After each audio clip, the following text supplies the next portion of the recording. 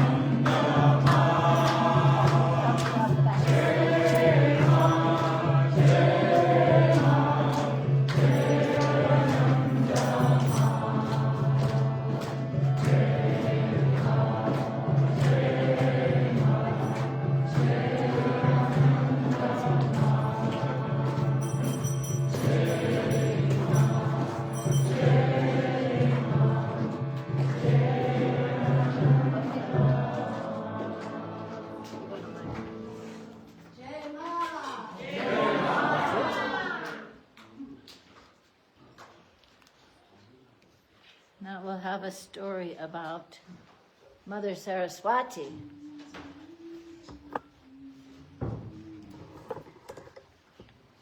Hello, everyone.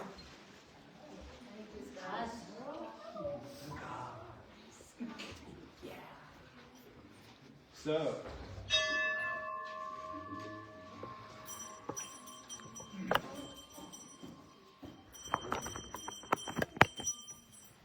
Saraswati ki jai. Goddess Saraswati is known in Hindu mythology as a goddess of knowledge, wisdom, and learning. She is also widely known as the lover of art and music. Devi Saraswati is also worshipped as the wife of Lord Brahma. the creator of the universe. The goddess is also known as the first creation of Lord Brahma in the entire universe. During the creation of the universe, Lord Brahma wanted to bring balance and order in the universe, which was initially in a state of chaos.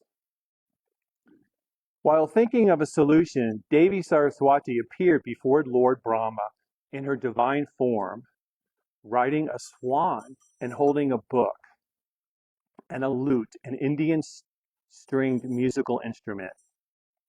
The goddess explained to Lord Brahma that knowledge is the only solution to bring order into the universe.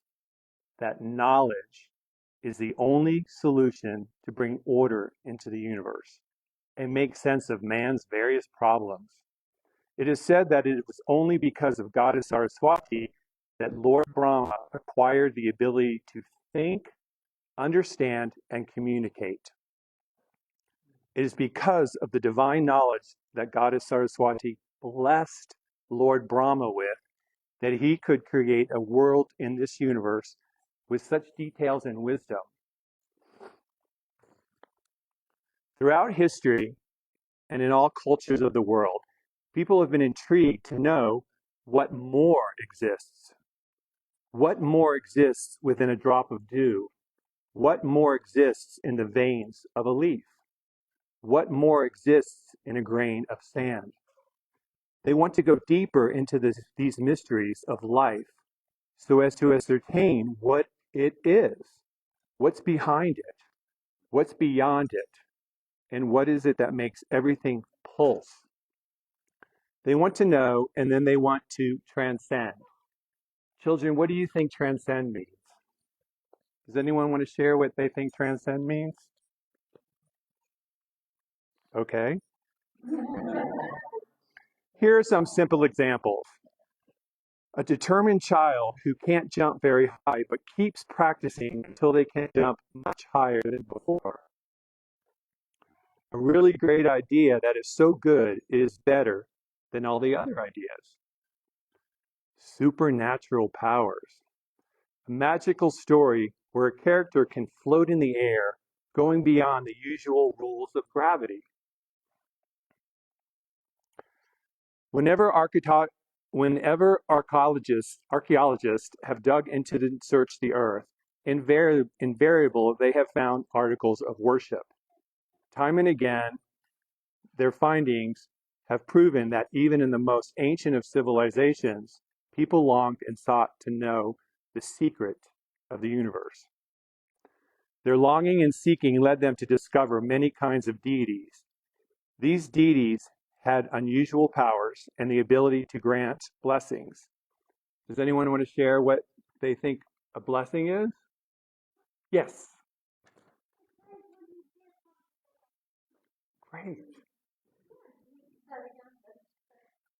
You want to say it again? Stand up. Nice. Anyone else?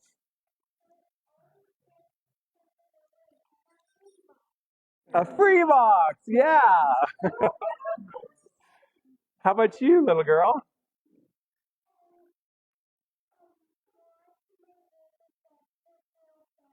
Oh, yeah. Anyone else want to share about a blessing? Okay.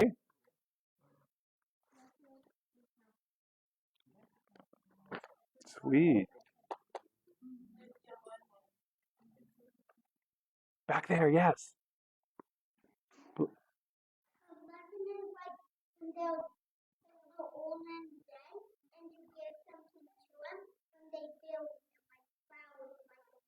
Oh, beautiful. Thank you.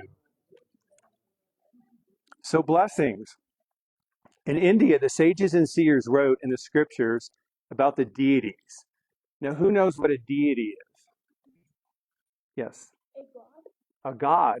Okay. Anyone else?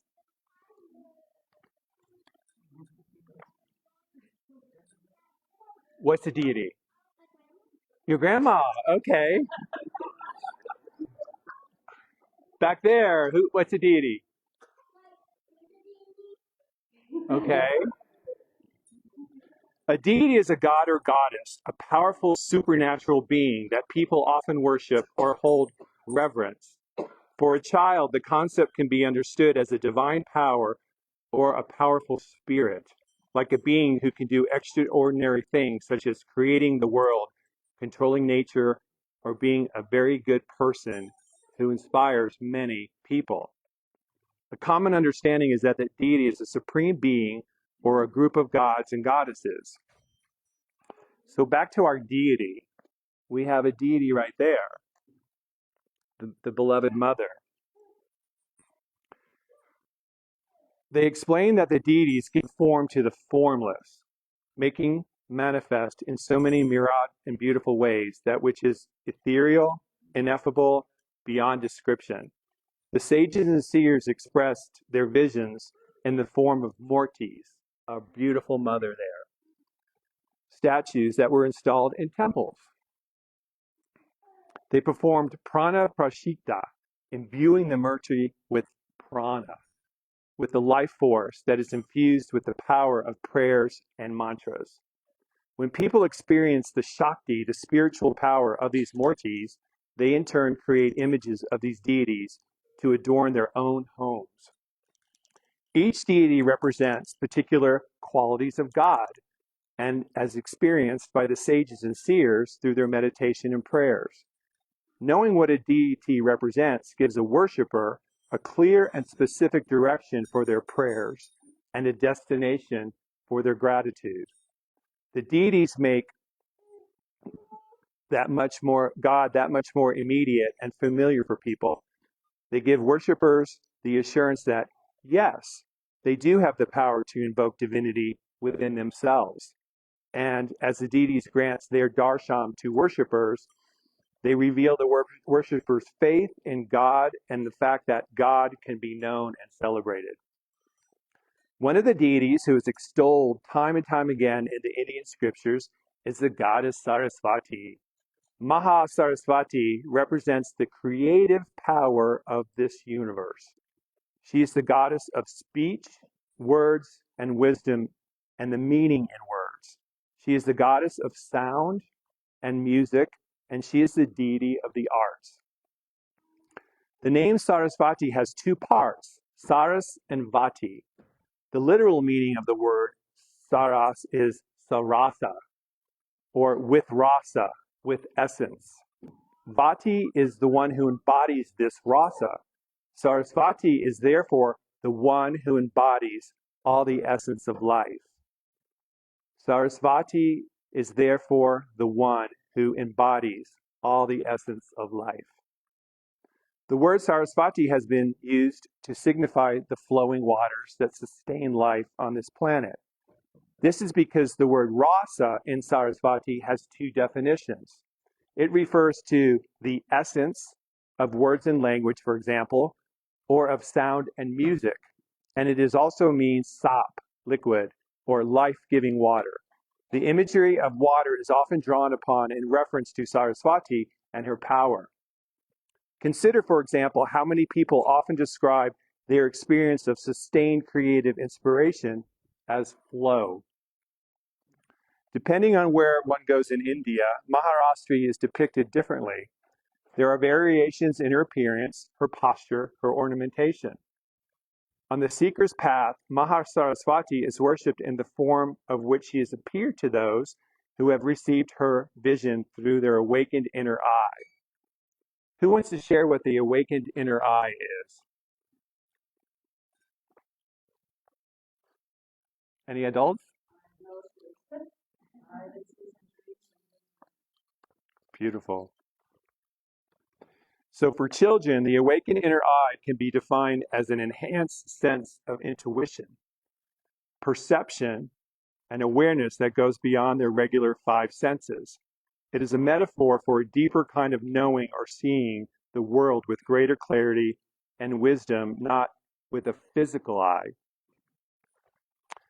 Here are some examples for the awakened inner eye: a strong gut feeling, wisdom and intuition, a clearer view of things, seeing the good in things, connecting to everyone, So, Mahasaraswati, she is seated gracefully on a pristine white lotus, typically on the banks of a turquoise-colored river. And in each of her four hands, she holds an object representation of her blessings. In two of her hands, she holds a veena, a melodious string instrument, to symbolize the power of creativity. She also holds a japamala, prayer beads, which serves as an immediate reminder of the power of her prayers and mantra. She holds a book, which signifies the knowledge and the wisdom that she imparts to us. Her Varana, her vehicle, her Hamsa, the swan. Mahasaraswati Shakti and her blessings are integral to how we create our lives day to day and how we contribute to the betterment of this planet and its inhabitants. It is Saraswati's blessings that we invoke when we direct our thoughts along beneficial and auspicious pathways. Again, Saraswati's blessings are that we invoke when we direct our thoughts along beneficial and auspicious pathways. It is her grace that we call upon when we seek in a manner that is truthful, helpful, kind, and uplifting. It is her inspiration that flows through us when we listen to or play music that stirs our soul. It is her benevolence that we benefit from when we connect with art or create art that expresses a certain something, a virtue, a sentiment that is universal to all. Mahasaraswati Namo Namah. Salutations to the great goddess Saraswati. Saraswati ki jai. Thank you, everyone.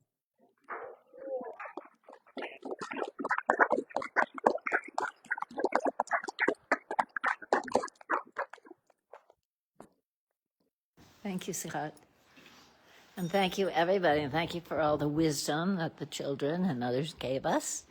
And now we'll turn off the video, but we'll continue on with gifts for everybody. So, as I said, out at the fire, it's to honor. Yes. Are you ready for gifts? Great. It's to honor. Every Navratri, we honor the divinity that our children carry so naturally within themselves. So we honor them, dressing them like little kings and queens and giving them little gifts. Bole Baba Ki Jai.